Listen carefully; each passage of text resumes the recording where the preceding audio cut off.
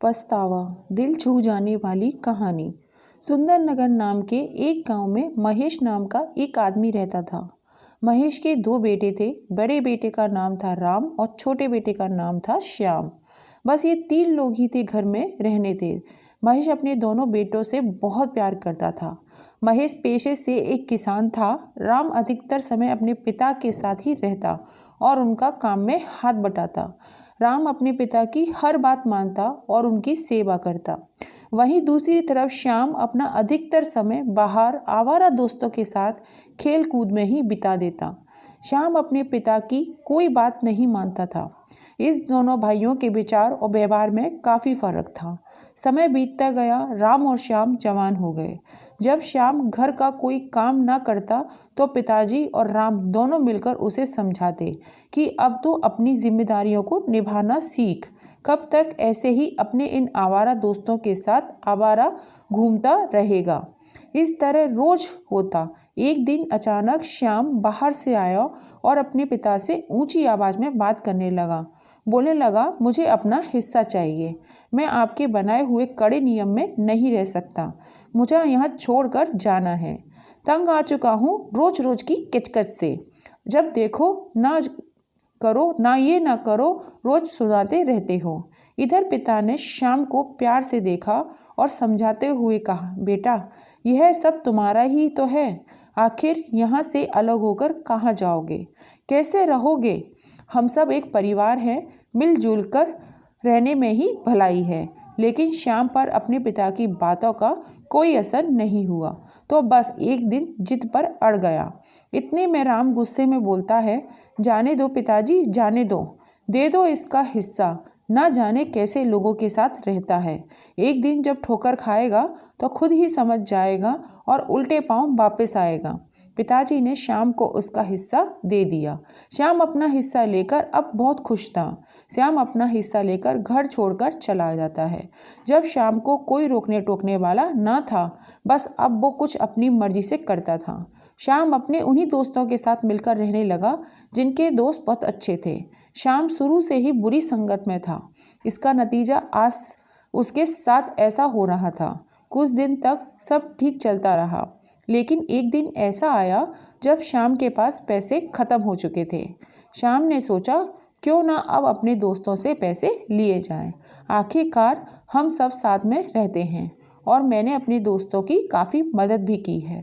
यही सोचकर श्याम ने अपने दोस्तों के पास पैसे मांगने पहुंचा।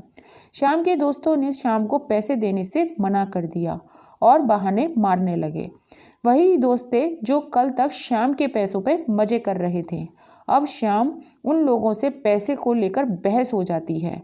बात इतनी बढ़ जाती है कि श्याम को वहां से मार कर निकाल देते हैं। आखिरकार श्याम उदास मन से मुंह लटकाए वहां से चला जाता है।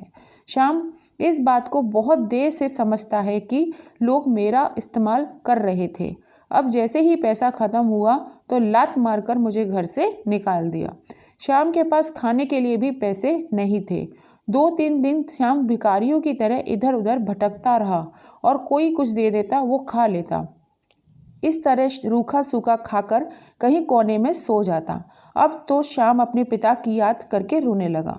अपने पिता की कही बातों को सोचकर श्याम फूट फूट कर रोने लगा। उसे अपने भाई की नसीहतें याद आने लगी।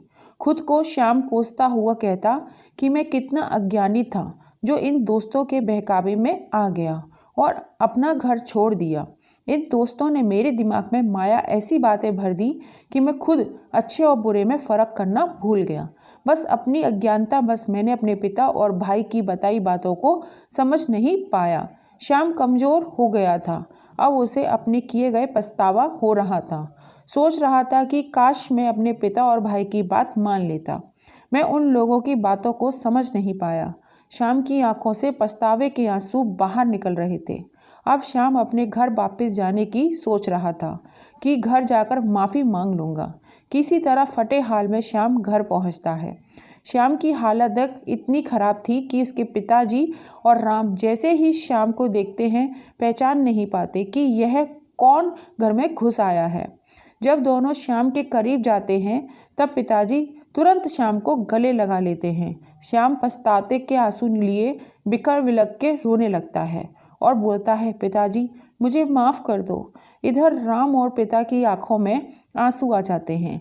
अब श्याम को समझ गया था कि हमेशा अपने परिवार, अपने बड़ों का कहना मानना चाहिए। अब सब लोग साथ साथ मिलकर रहने लगे। श्याम अब वही करता जो उसके पिताजी और राम बोलते। श्याम अब अपने पिता की खूब सेवा करता। सब लोग खुशी खुशी अपना जीवन व्यतीत करने लगे। तो दोस्तों, इस कहानी से हमें क्या सीख मिलती है कि परिवार में हमेशा अपने बड़ों का कहना मानो, हमेशा अपने बड़ों का आदर एवं सम्मान करो। जो इंसान ऐसा नहीं करता उसका श्याम जैसा ही हाल होता है। जो इंसान जीवन भर ठोकर ही खाता रहता है, भगवान भी ऐसे लोगों का साथ नहीं देता। कहानी को पूरा सुनने के लिए आप सभी का दिल से धन्यवाद। कहानी पसंद आई हो तो प्लीज़ लाइक एंड शेयर और सब्सक्राइब ज़रूर कीजिएगा। जय श्री राम।